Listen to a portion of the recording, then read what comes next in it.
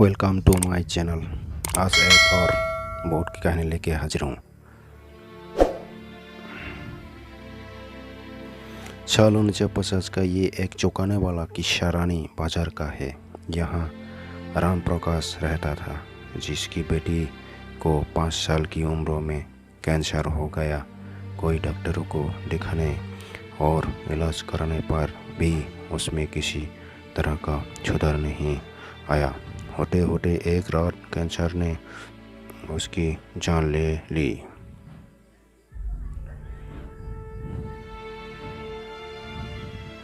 उस बच्ची की जान रात को करीब 1 बजे गई थी। उसी रात को पास की ही एक गांव की महिला मोहिनी को एक ट्रक ने टक्कर मार दी थी। मोहिनी के परिवार वालों ने पूरी विधि के साथ उसे अंतिम विदाई दी। अब बच्ची के परिवार वाले भी उसे दफनाने के लिए जंगल की तरफ निकाले।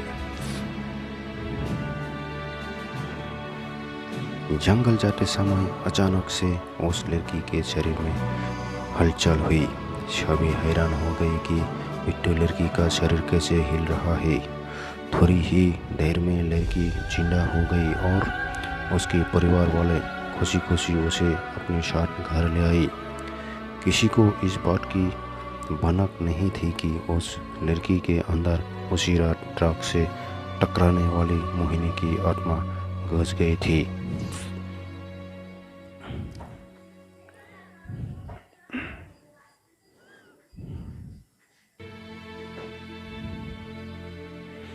बच्ची जब से मौत से लौटकर आई थी, तब से ही उदास और चुपचाप एक कोने में बैठी रहती थी।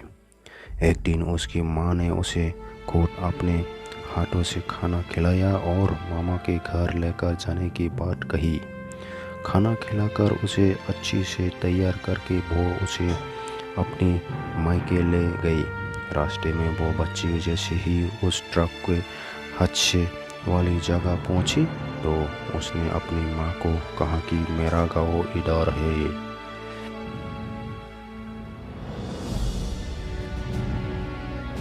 माँ ने उसकी बातों पर बिल्कुल गौर नहीं किया और उस बात को हंसी में डाल दिया। कुछ ही देर में वो अपनी बेटी के मामा यानी अपने भाई के घर पहुंच गई। 1-2 दिन बाद मामा जी के घर के आसपास ही बच्चे के अंदर घुसी मोहिनी को अपनी पड़ोसन सिमरन दिखी। उसे और से जोर से उसे नाम से पुकारा। तभी मोहिनी ने अपनी साथ बीती सारी बातें उसे बता दी। उसने कहा कि मेरे परिवार वालों ने मेरे मौत से ही पहले मुझे जला दिया था, इसलिए मेरी आत्मा भटक रही है। उसी दिन इस लड़की की भी मौत हो गई थी, तो मैं इसके शरीर में घुस गई। सिमरन ने ये बात अपने गांव जाकर सबको बता दी। पूरे गांव वाले और उसके रिश्तेदार मोहिनी की मिलने के लिए उसी बच्ची के मामा के घर के पास पहुंच गई। उस लड़की के अंदर रहे रहे मोहिनी की आत्मा ने सबको एक एक करके पहचान लिया। कुछ देर बातें करने के बाद वो अपने परिवार वालों के साथ अपने घर चली गई। अब उस लड़की की माँ बच्ची को घर में ना देखकर परेशान थी। जब उसे पता चला कि वो कुछ लोगों के साथ दूसरे गांव गई है, तो वो उसे बुलाने के लिए चली गई। अपने परिवार के साथ खुश मोहिनी ने वापस आने से मना कर दिया। पास के ही लोगों ने उसे समझाया कि तुम्हें दोनों परिवार के साथ रहना चाहिए, इसमें सभी को खुशी मिलेगी। तुम किसी एक परिवार को दुखी नहीं कर सकती हो।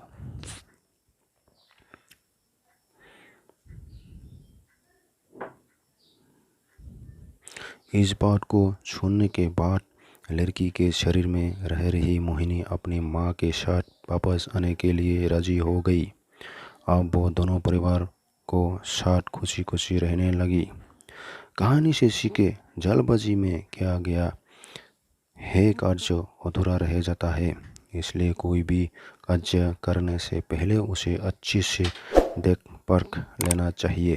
चैनल को अच्छा लगे तो सब्सक्राइब करो, इस कहानी को दोबारा देखने के लिए फिर कमेंट करो, सब्सक्राइब करो। Okay bye, thank you.